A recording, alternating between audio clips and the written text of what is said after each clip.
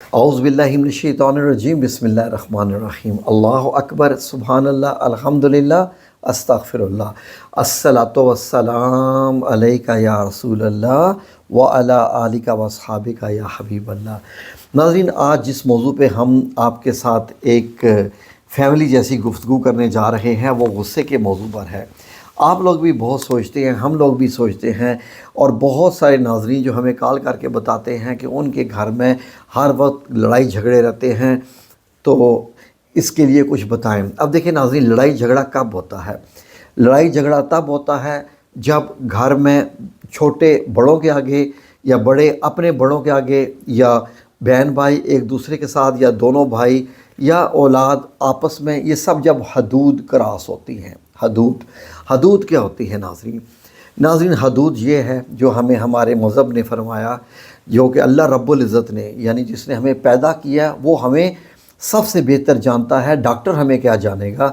ہمارا رب جس نے ہمیں پیدا کیا وہ جانتا ہے۔ اس نے فرمایا کہ جب یہ بوڑھے ہو جاتے ہیں تو یہ بالکل بچوں جیسے ہو جاتے ہیں، اور ایسے میں اگر یہ کوئی ایسی بات کہہ دے تو ان کو اف تک مت کہو۔ اف یعنی جو سب سے لویسٹ غصے کا اظہار ہوتا ہے نا، اف، آپ نے تو تنگ کر دیا ہے، یہ ہوتا ہے اف۔ اب بس بھی کرے ابا جان، اف، یہ ایسا اس قسم کی جو اف ہوتی ہے، تو اف نانا جان، آپ کی تو پرانی باتیں نہیں ختم ہوتی۔ اللہ نے اس سے بھی منع فرمایا ہے۔ تو ناظرین، لیکن اب بات یہ آ گئی کہ اللہ کی باتیں اس دور میں کون مانتا ہے، کون سنتا ہے؟ یہ ایک بہت بڑی ٹریجڈی ہے۔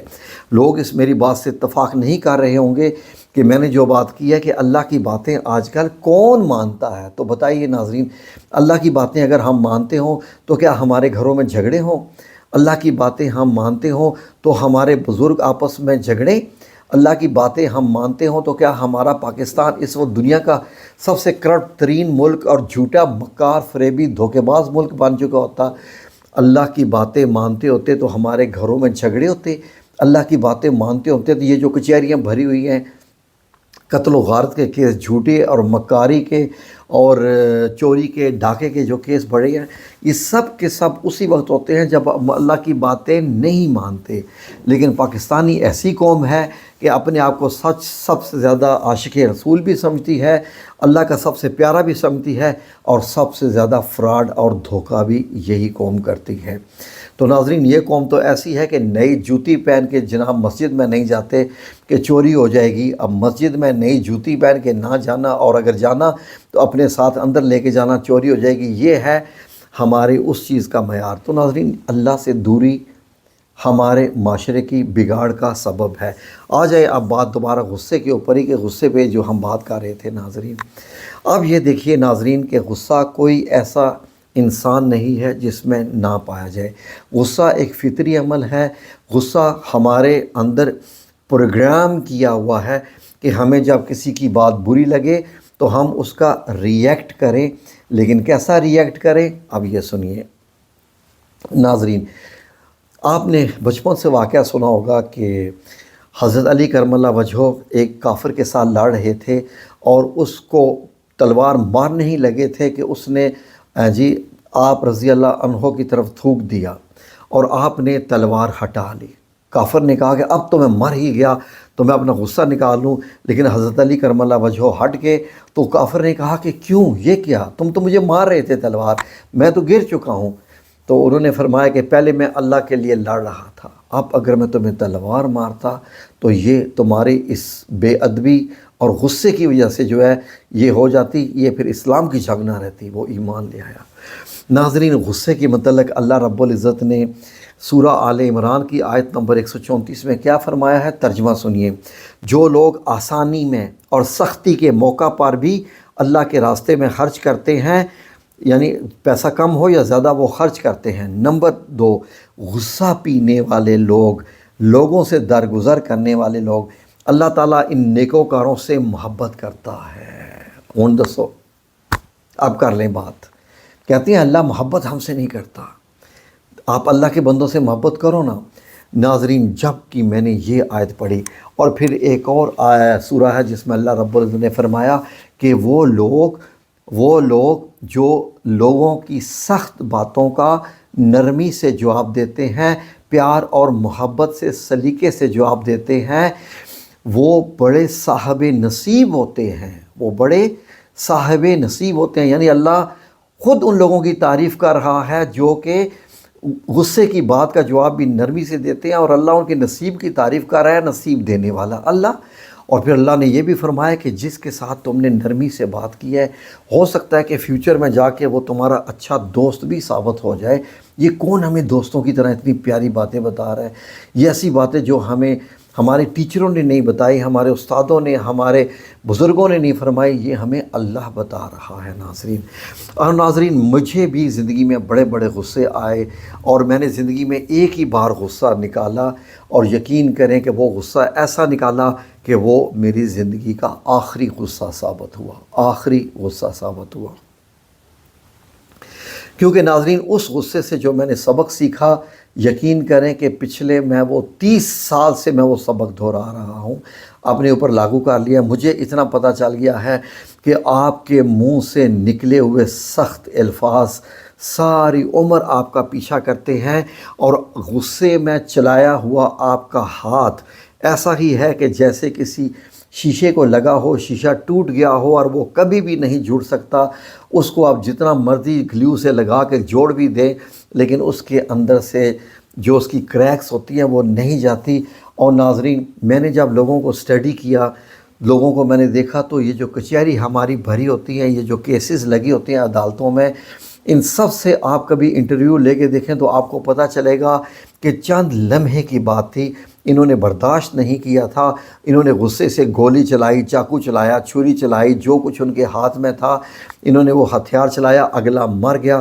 اب ساری عمر ان کو جیل میں مرنا پڑے گا، رہنا پڑے گا، اور سلاخوں کے پیچھے کی زندگی گزارنی پڑے گی۔ یہ وہ زندگی ہے جو اللہ رب العزت نے ہمیں ایک دفعہ عطا کی ہے، صرف ایک بار عطا کی ہے، اور وہ ہمیں چند لمحوں کی عدم برداشت، یعنی کہ جس میں ہم برداشت نہیں کرتے، اور ہمیں یہ آزمانا پڑ جاتا ہے۔ میرے ناظرین نے بھی الحمدللہ رب العالمین مجھے اس چینل پہ آزمایا۔ کئی بار ہمارے لائیو ٹرانسمیشن میں کچھ ایسے لوگ بھی آئے جنہوں نے مجھ پر الزام لگائے اور مجھ سے غصے ہوتے رہے، اور میں نے جب ان کی باتوں کا جواب نرمی سے اور محبت سے دیا تو وہ سوال کرنے والے بھی اور مجھے آزمانے والے بھی یقین کریں کہ کیا اٹھے کہ یار واقعی تمہارے صبر کی انتہا ہے، اور ہم تو جو کچھ کر رہے تھے، تمہاری جگہ کوئی اور ہوتا تو کیا سے کیا کر دیتا۔ ناظرین، الحمدللہ رب العالمین، قسم باللہ میرا رب العزت گواہ ہے جو اس وقت آپ کو اور مجھ کو سن رہا ہے، کہ میں نے زندگی میں جب میں کلاس 6 میں تھا تو ایک دفعہ صرف ایک بندے کا ہاتھ پکڑا تھا، وہ بھی کلاس فیلو کا، کسی کی لڑائی میں ایسے ہی آ گیا تھا کلاس 6 میں جب میں تھا۔ اس کے بعد سے لے کے یقین کریں کہ پوری میری زندگی میں آج تک نہ میں نے کسی کو غصے میں تھپڑ مارا، نہ تھپڑ کھایا۔ یقین کیجئے، حیرت کی بات ہے کہ نہیں آپ لوگوں کے لیے؟ اس لیے کہ میں نے مجھے جب غصہ آتا ہے تو میرے ذہن میں ایک بات آتی ہے، بس ایک بار آتی ہے۔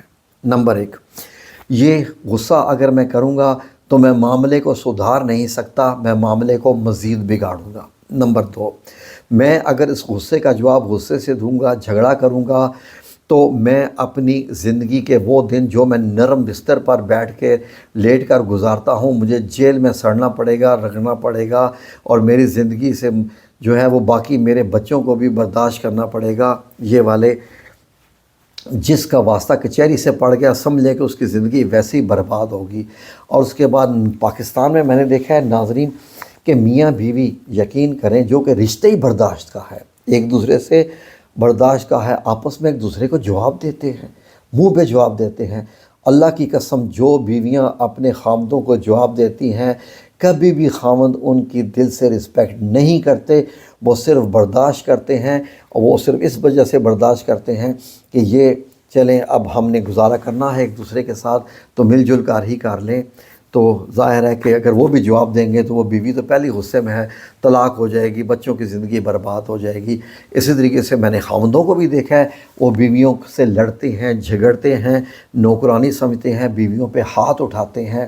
ان کی بیویاں یقین کریں کہ ان کی دوست نہیں بن سکتی، یقیناً ان کی نوکرانیاں بن کر ہی وہ گزارا کرتی ہیں۔